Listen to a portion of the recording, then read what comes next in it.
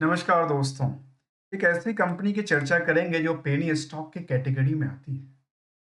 और उतना ही नहीं, इस कंपनी को लेकर के हम पहली बार स्टडी बिल्कुल ही नहीं कर रहे हैं। इससे पहले हमने शायद 3 या साढ़े 3 महीने पहले की बात है, हमने स्टडी किया था। वो स्टडी किस दौरान किया था वो भी बताता हूँ आपको। हमने एक स्पॉन्सर्ड वीडियो देखा था किसी कंपनी को लेकर के। वहाँ पे हमने डिटेल स्टडी करने का प्रयास किया था। कंपनी के नाम आप जान जाएँगे। पहले उनकी एक परफॉर्मेंस लेवल को समझते हैं। वो क्या? कंपनी की परफॉर्मेंस लेवल ये रही है, जो पिछले 6 महीने के दौरान की बात करूँ, जो स्टॉक की परफॉर्मेंस है, उसमें नियरली 434% की उछाल आई। यदि ये डेटा की बात करूँ तो आज तक। और दूसरी तरफ अब इनकी रिजल्ट पॉइंट ऑफ व्यू को सितंबर तक के रिजल्ट अपडेटेड हो चुका है। रिजल्ट पॉइंट ऑफ व्यू को भी हम क्या करेंगे, आपस में कंपेयर करके देखें, जो क्या इनकी बेसिस पे वो सटीक बैठता है या मार्केट कुछ अलग स्ट्रेटजी से चलती है जो कि इनके बिजनेस से नहीं कहता। चलिए, इनको हम क्या करेंगे, जा जानने की कोशिश करेंगे। तो चल इसकी डिस्प्ले पे चलते हैं और समझते हैं। कंपनी का नाम है एएफ इंटरप्राइजेज लिमिटेड। और इस कंपनी में देखा गया कि कहती हैं, जो ब्रॉड विजन और हॉनेस्ट सर्विसेज ग्रेट वैल्यू की बात इन्होंने रखी है, और 25 साल की एक्सपीरियंस की बात करती है। Manufacturing excellent in the quality added the best की बात उन्होंने रखी है। अब क्या करती है, उससे पहले हमारी नजर गई एक यहाँ पे, नजर जाती है इस पॉइंट पे। हमें लगता है क्या ये नंबर तो हमने कौन से नंबर डाल दिया, कंपनी का नंबर कांटेक्ट करने के लिए, या फेक नंबर कुछ भी डाल दिया, ऐसा ही देखने को मिलती है। कोई बात नहीं, कंपनी का फिलहाल तो कोई कंपनी का जो कॉन्ट्रैक्ट नंबर उन्होंने मेंशन नहीं किया। कंपनी करती क्या है, कहती है स्पेशलाइजेशन की काम का, चाहे वो आर्किटेक्चर्स का काम हो, कहती है लैंडस्केप डिजाइनिंग का काम, interiors design, site plannings, furniture design और इंटीरियर डिजाइनिंग का काम। मतलब ये समझ में आती है, जो कंपनी एक डिजाइनिंग का कामकाज करती है, चाहे ऑफिस को लेकर के, आर्किटेक्चर को लेकर के, या फिर इंटीरियर ऑफिस वगैरह बनाने के लिए कंपनी कामकाज करती है।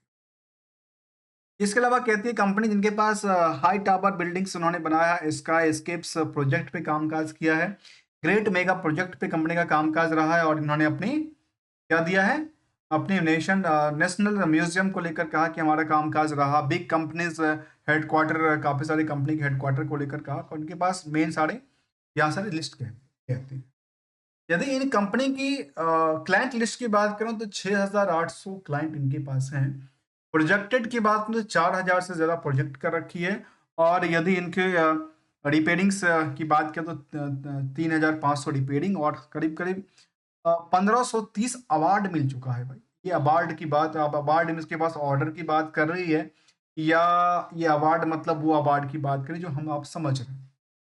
मुझे ऐसा लगता है कि इनके पास अवार्ड का मतलब ये होगा, इनके पास ऑर्डर मिला होगा। ऑर्डर को बेसिकली अवार्ड भी कहते हैं आमतौर की भाषा में। अब आते हैं समझने के लिए करके, जो कंपनी में क्या ग्रोथ पोटेंशियल था, और क्या आज के टाइम में स्टॉक की परफॉर्मेंस कहती है। अब कंपनी के बारे में देखा जाए तो बुक वैल्यू काफी छोटा सा है, 4 रुपए का है, और आज भी आरओई और आरओसी करीब 2% से लेकर के नियर अबाउट 2-2.5% के आसपास की अटकी पड़ी है, वो भी निगेटिव सेंटीमेंट के। फिलहाल हम इसकी चर्चा नहीं कर रहे हैं, ये कहाँ जा रही है, कैसे जा रही है। फिलहाल हम चर्चा करें कुछ और इम्पैक्ट को, जहां पे फिलहाल हम यदि देखें तो हायर टू हायर को क्या कर रही है, अपनी रेजिस्टेंस बनाने में कामकाज कर रही है।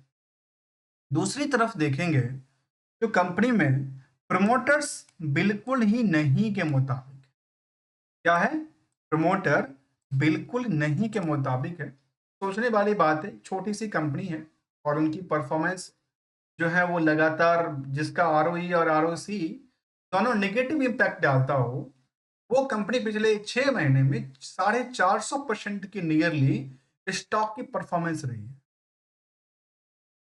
यदि मैं अगले कड़ी की तरफ चलें, उससे पहले देखते हैं इनकी कुछ और फाइनेंशियल पोजीशन को, कंपनी क्या कहना चाहती है। तो इनमें देखा गया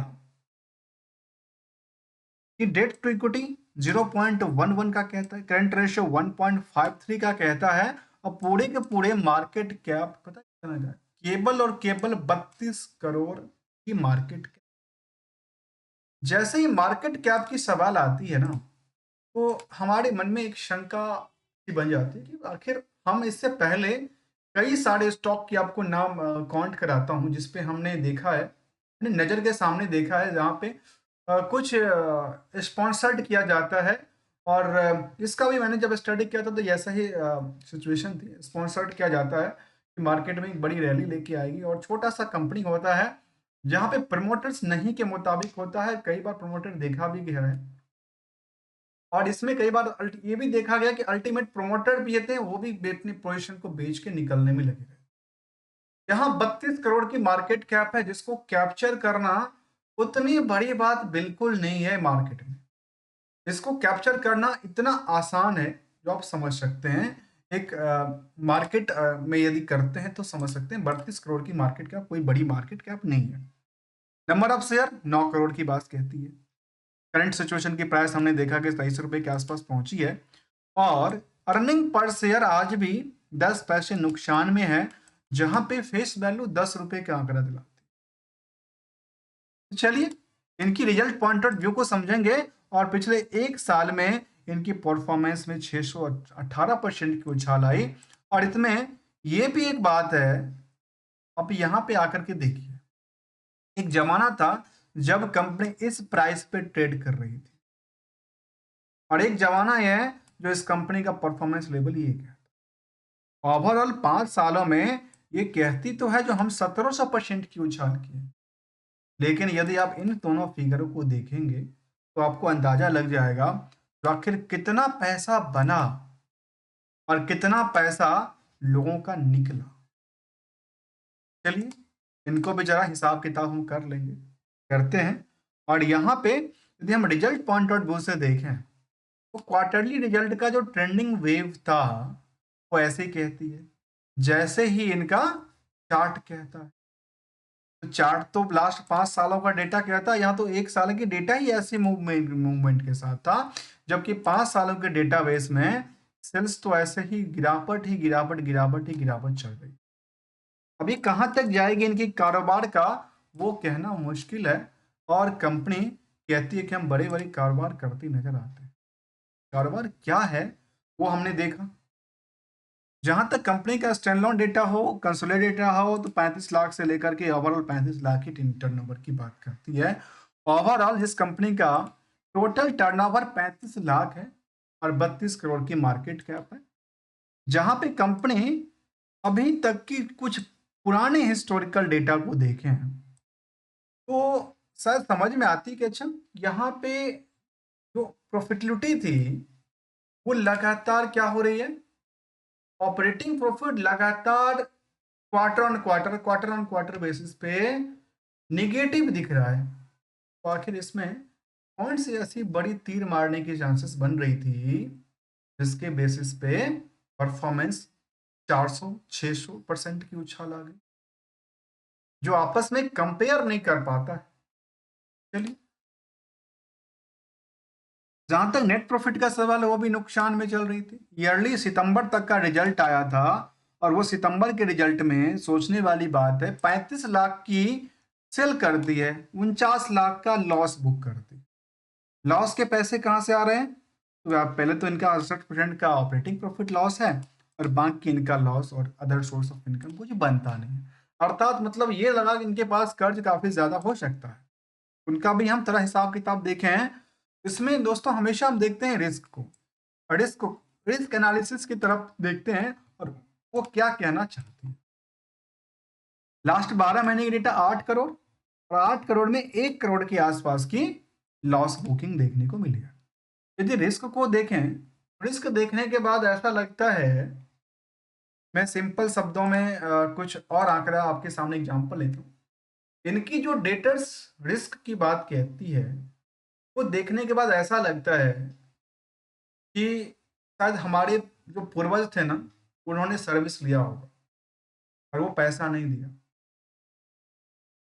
और वो आज भी बुक में उतना ही पड़ा हुआ है जो कहना चाहता।